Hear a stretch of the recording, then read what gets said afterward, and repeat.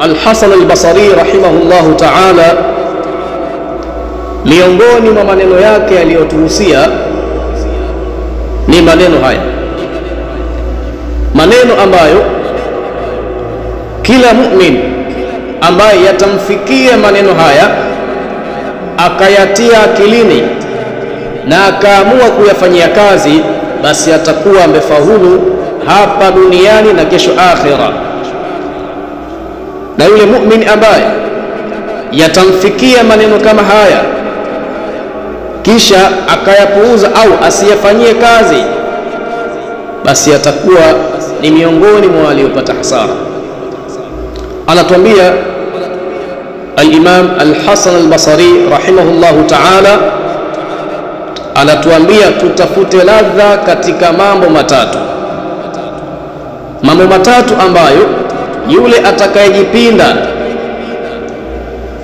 akaitafuta ladha katika mambo matatu hayo kiasi akaipata, basi mlango wa yeye kumwelekea Allah subhanahu wa ta'ala utakuwa uko wazi, unamsubiri yeye apite.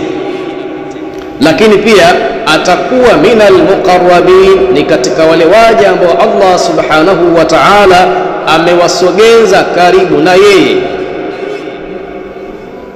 Na yule ambaye atazembea na akaacha kuchukua jitihada yoyote katika kutafuta ladha kwenye mambo matatu haya, basi atakuwa ni mtu ambaye mlango wake wa kumfikia Allah subhanahu wa ta'ala umefungwa, lakini atakuwa ni mtu ambaye yuko karibu mno na shari kuliko kheri. Anasema imamuna, tafaqadu alhalawata fi thalathin, tafuteni ladha katika mambo matatu.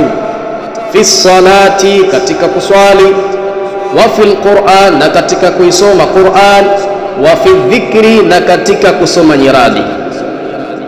Fa in wajadtumuha famdhu wa abshiru, fa in wajadtumuha, ikiwa mtapata ladha katika mambo matatu haya, famdhu, basi songeni mbele, akimaanisha endeleeni kuyafanya haya mambo matatu, lakini pia endeleeni kujitahidi ile ladha isiwatoke kwenye mambo matatu haya. Wa abshiru, na subirini bishara njema. Fa in lam tajiduha fa'lamu anna albaba maghluqun, fa in lam tajiduha, na ikiwa hamjapata ladha katika mambo matatu haya, fa'lamu, basi tambueni, anna albaba maghluqun, ya kwamba mlango wa kumfikia Allah subhanahu wa ta'ala maghluqun, umefungwa mbele yenu.